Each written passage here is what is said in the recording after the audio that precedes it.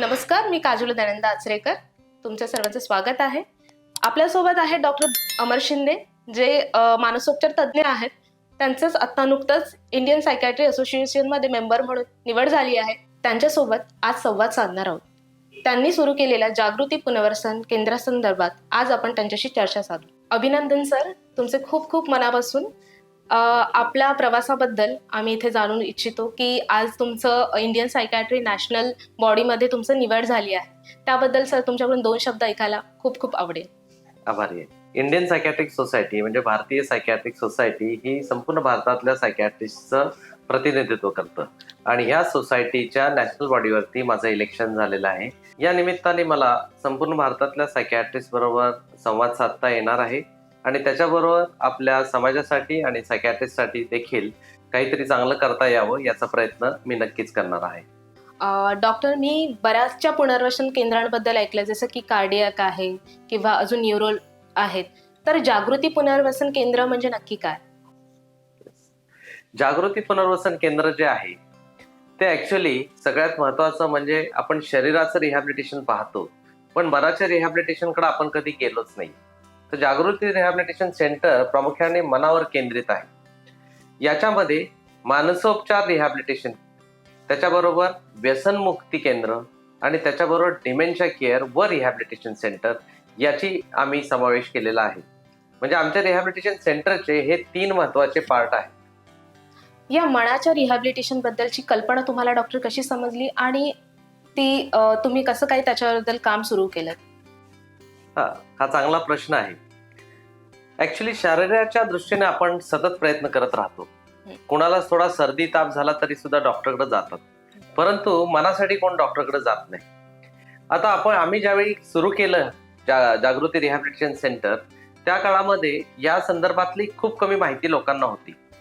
बऱ्याच वेळा हे पेशंट कुठे जायचे तर मेंटल हॉस्पिटलमध्ये जायचे. मग असे ठराविक काही गव्हर्नमेंट मेंटल हॉस्पिटल्स होते किंवा काही ठराविक व्यसनमुक्ती केंद्र होते. मी ज्यावेळी त्या ठिकाणी गेलो किंवा मी प्रत्यक्ष सुद्धा त्या मेंटल हॉस्पिटलमध्ये काम केलेलं आहे, त्या ठिकाणी त्यांची परिस्थिती पाहिली, विशेषतः महिलांची परिस्थिती पाहिली आणि ती परिस्थिती काही बरोबर नव्हती. त्यांची स्वच्छता, त्यांचे कपडे, त्यांचं राहणीमान, त्यांची ट्रीटमेंटची पद्धती ह्या सगळ्या प्रॉब्लेमॅटिक होतात. त्याचवेळी काही असे मिडल क्लास किंवा अप्पर मिडल क्लासमधली लोक माझ्याकडे यायची. ते विचारायचे की असे काही पर्याय आहेत का आम्हाला. मग आम्ही विचार केला की का आपण चालू करू नको, कारण हॉस्पिटलमध्ये जायचं म्हटलं त्यांना खूप खर्च लागायचे आणि सरकारीमध्ये गेल्यानंतर त्यांची व्यवस्था खराब व्हायची. म्हणून आम्ही एक माफक दरामध्ये रिहॅबिलिटेशन सेंटर चालू केलं आणि तेच हे आमचं जागृती रिहॅबिलिटेशन सेंटर. सर, या पुनर्वसन केंद्राची सुरुवात केव्हा आणि कशी सुरू केली याबद्दल आम्हाला सांगा.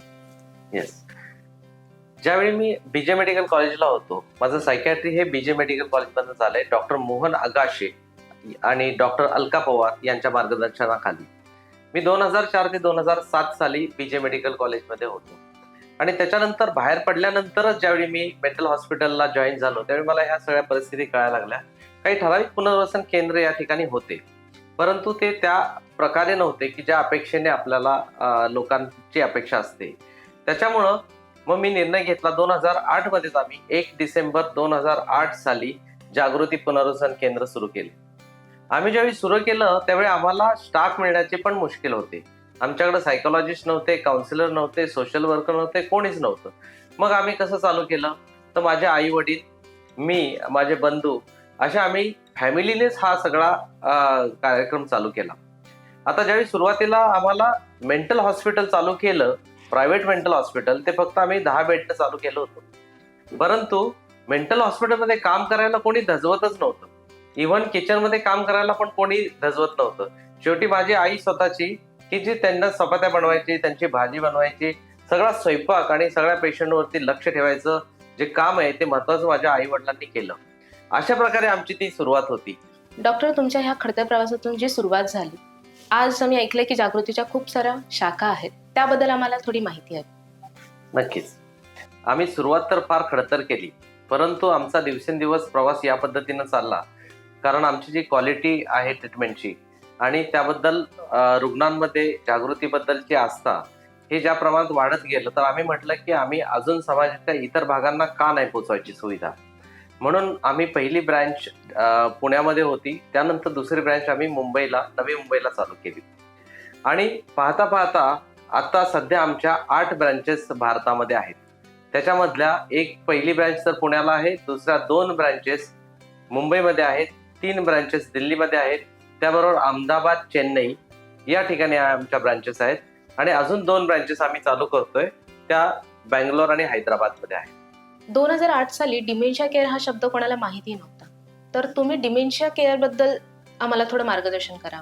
त्याची सुरुवात कशी झाली? Yes, absolutely. 2008 साली कुठंच डिमेन्शिया केअर नावाचं सेंटर नव्हतं. आणि आम्ही ज्यावेळी सुरू केलं त्याचं कारणच एक गमतीशीर होतं. खरं वाचतंय ह्याची केअर आम्हाला एका रुग्णाने शिकवली.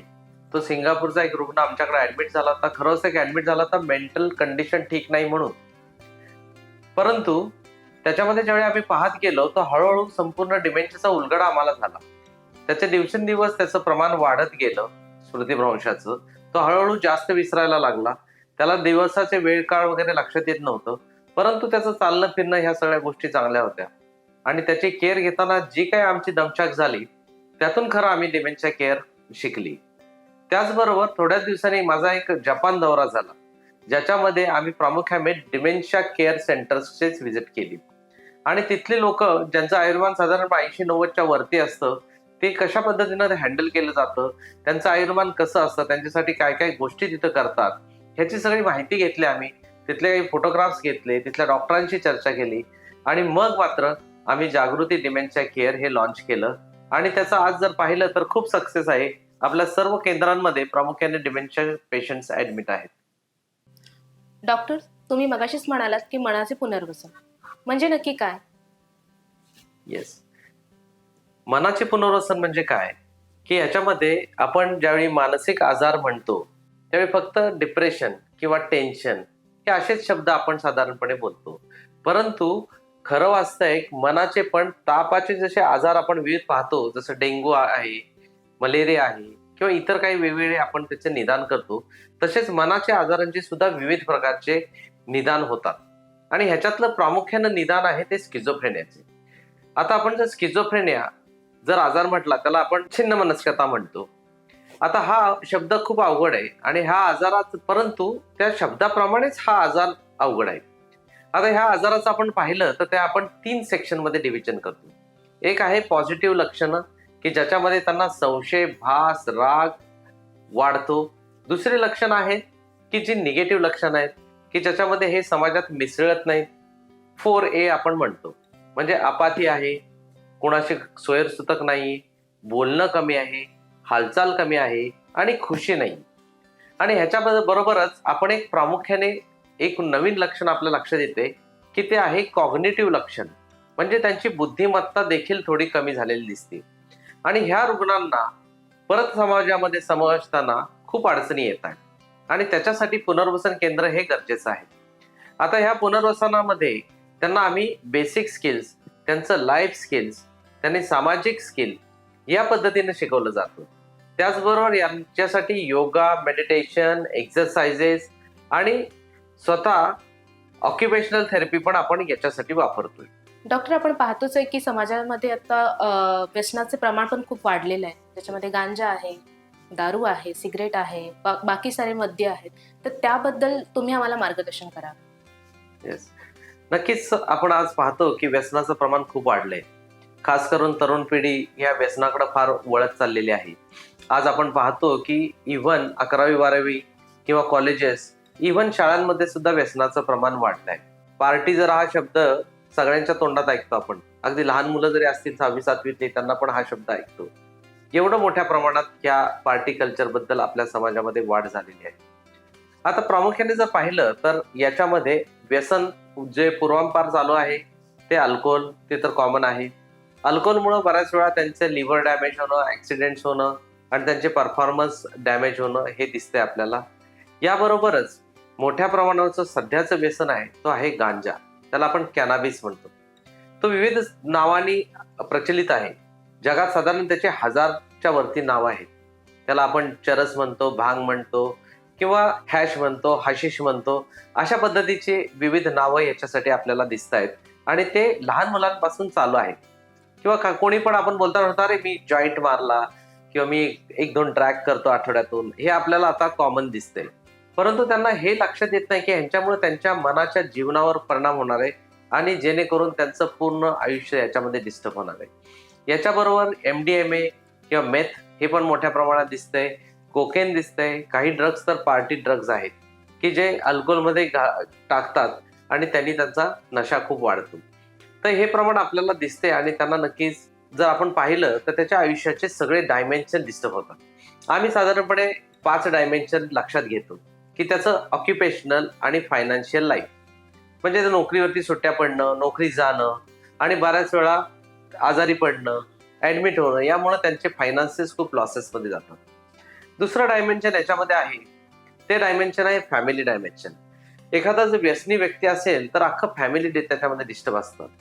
बऱ्याच वेळा त्याची मुलं डिस्टर्ब असतात, डिप्रेशनमध्ये जातात किंवा बायकांना खूप सारे डिप्रेशन किंवा इतर आजार चालू होतात आणि आई वडील सुद्धा खूप आजारी पडतात. तिसरं डायमेन्शन जर बघितलं तर समाजामध्ये व्यसन जर केलं तर त्याची व्हॅल्यू खूप कमी होते, त्याचे रेप्युटेशन पण फार जाते.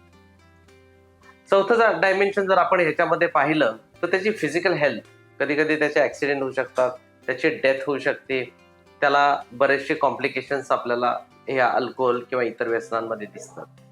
आणि शेवटचं 5वं डायमेन्शन महत्वाचं आहे ते आहे मनाचं डायमेन्शन.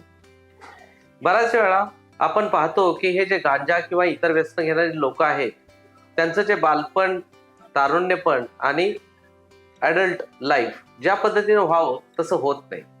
नेमकं ते पोगंडाव असतात जे त्यांनी ठरवलेलं असतं की मला हे बनायचंय, मला डॉक्टर बनायचंय, इंजिनियर बनायचंय, IAS ऑफिसर बनायचंय किंवा मोठा बिझनेसमॅन बनायचंय. हे सगळं सोडून ते विविध प्रकारे, विचित्र प्रकारे वागू लागतात. ते कुठेही राहायला लागतात, कसे खायला लागतात. कधी कधी ते आपल्याला फिलॉसॉफी, सुडो फिलॉसॉफी सांगायला लागतात की काय करायचंय, सगळं जग तर संपणारच आहे, आपण त्याच लेवलवर जाणार आहे, आपल्याला पैसे कमवून काय करायचं. तर अशा प्रकारे त्यांचं वर्तन बिघडतं. त्याचबरोबर व्यसनांनी आपल्याला असं पण दिसतंय की त्यांच्या बुद्धीमध्ये 5 ते 10% पॉईंटनं कमी होतं. अशा प्रकारे व्यसन खूप सारा इम्पॅक्ट पडतं आयुष्यावर आणि त्याच्यामुळं यांना यांच्यातून बाहेर काढण्यासाठी जागृती पुनर्वसन केंद्र खूप प्रयत्न करतं. आपल्याकडं अल्कोहोलसाठी साधारणपणे 45 दिवसाचा आम्ही प्रोग्राम ठेवला आहे, जेणेकरून त्यांचा विड्रॉल पासून ते रिकव्हरीपर्यंत संपूर्ण प्रवास त्या ठिकाणी होतो. आणि इतर जी व्यसनं आहेत, जी मोठी व्यसनं आपण म्हणतो, गांजा आहे किंवा ओपियाइड आहेत, यांच्यासाठी आम्ही 3 महिन्यांसाठी या ठिकाणी प्रोग्राम असतो. याच्यामध्ये डिटॉक्सिफिकेशन हा पहिला भाग झाला की ज्याच्यामध्ये व्यसनांपासून तो बाहेर येऊन नॉर्मल आयुष्यात यायला पाहिजे. त्याच्यानंतर काउन्सिलिंग हा पार्ट झाला आणि काही मेडिकेशन हा पार्ट झाला. याचबरोबर फॅमिली थेरपी हा एक त्याचा भाग आहे. अशा विविध प्रकारे आम्ही त्यांची ट्रीटमेंट करतो आणि त्यांचे बरेचसे पेशंट जागृतीमधून जाऊन चांगलं आयुष्य राहत आहेत. डॉक्टर, आज तुम्ही इथे आलात आणि आम्हाला मानसिक आरोग्याबद्दल तसंच जागृती पुनर्वसन केंद्राबद्दल माहिती दिली, त्याबद्दल खूप खूप आभार.